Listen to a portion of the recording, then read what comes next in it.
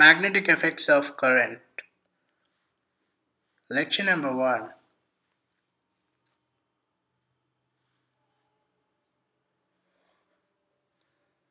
Coming to the introductory part, in this particular lecture, we will be dealing with the concept of magnetic field and magnetic field lines, the magnetic field due to a current carrying conductor, force on a current carrying conductor in a magnetic field, electric motor, electric generator, and the concept of electromagnetic induction, in short, EMI. So, let's start with the magnetic field and the field lines concept. Now, what is a magnetic field? A magnetic field is an effect caused due to moving electrons. Note that any stationary electron will develop an electric field only, but a moving electron will develop a magnetic field in addition to the electric field. And coming to field lines is just a visualization of the pathway of the magnetic field for any magnet piece.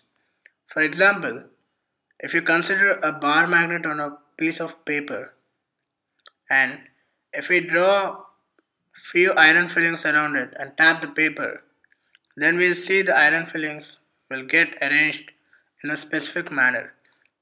This is the direction of the magnetic field lines.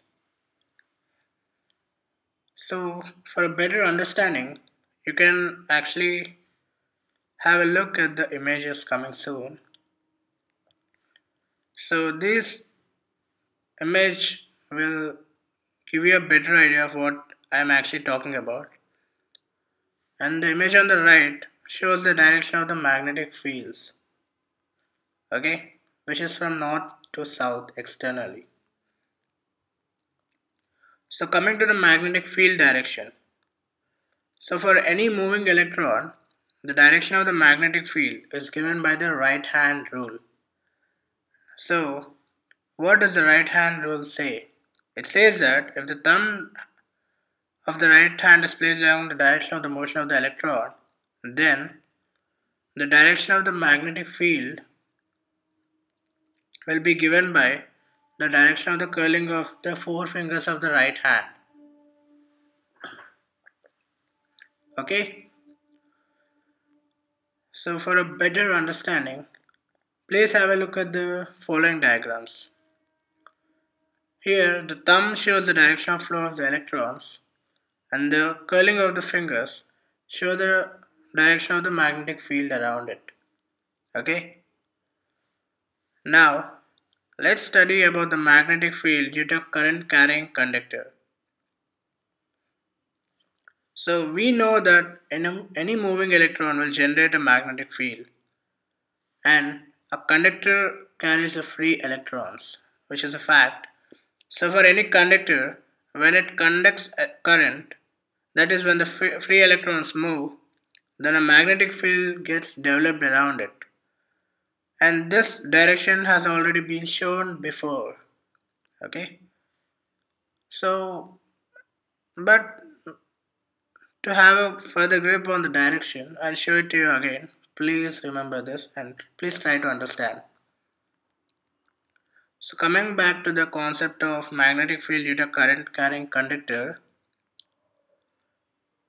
if I similarly have a conductor which is in an electric loop, for example, I repeat, if I have a conductor which is an electric loop, such as the following one, then in each tiny segment of the wire or the conductor, it contributes to a magnetic field as per the direction shown in the previous images. So what I basically mean is each part of the wire will have a moving electron, and each electron will be contributing to a magnetic field because of its motion. Do you get that? So for each particular segment, the direction of magnetic field is circular as shown in the loops in the diagram below. So the resultant direction of the magnetic field will be the sum of all the individual magnetic fields and will be given by the following diagrams depending on the direction of the current. Okay. Now let's discuss about a solenoid. But what is a solenoid? A solenoid is nothing but a current carrying conductor which is coiled tightly as shown. So if this is the direction of current, then the direction of the field lines is as shown. Okay. So the main advantage with the solenoid is the magnetic field can be made to concentrate in a specific region as shown in the figure below. Now let's determine the direction of the magnetic field in a solenoid. I repeat, let's determine the direction of the magnetic field in a solenoid. This again follows the right hand rule only. Here the direction of the field is given by the thumb and the direction of current is given by the four fingers. Okay. Here the thumb's rule and the four fingers rule has been interchanged. Now let's study about the force on a current carrying wire in a magnetic field. So a current carrying conductor of some length in presence of a magnetic field will experience a force. Okay. This force is called as the magnetic force. The magnetic force has a direct relationship with the current and the magnetic field and the length of the conductor, which you will be learning in class 12. And the direction of the magnetic force follows a simple rule.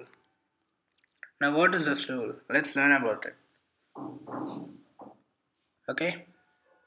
So, let's learn about the direction of the magnetic force.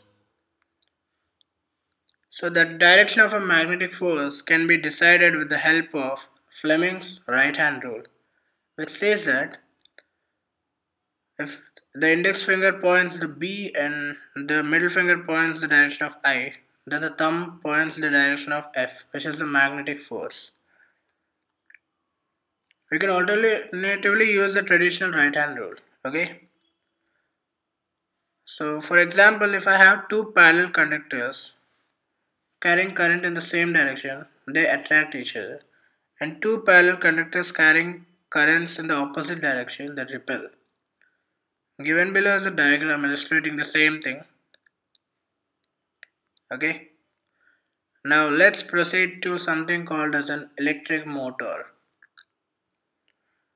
So an electric motor is a device which uses electrical energy to convert it into mechanical energy. So a motor converts the electrical energy to a mechanical energy. It is basically used in washing machines, grinders, etc. Now let's discuss about the working of a motor. Fine. Now let me show you how it looks internally. So basically a motor is built up with this equipment. Please have a look at the text given below. Accordingly pause your video, okay?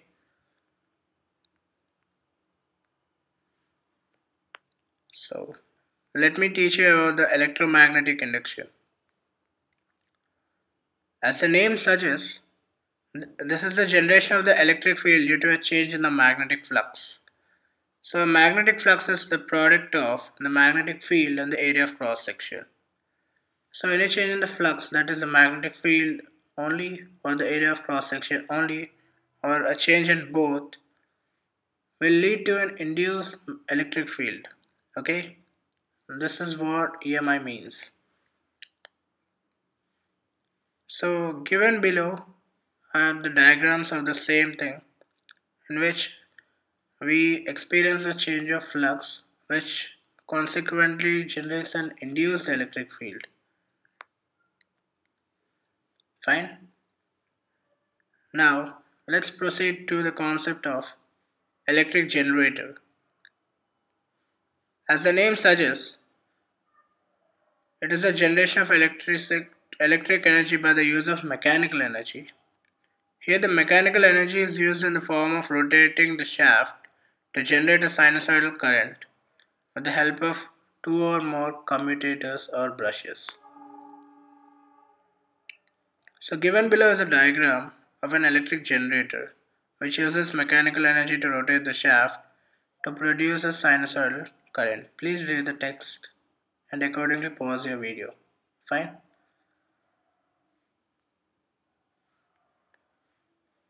The continuation of this lesson can be found in the next lecture. Thank you for watching.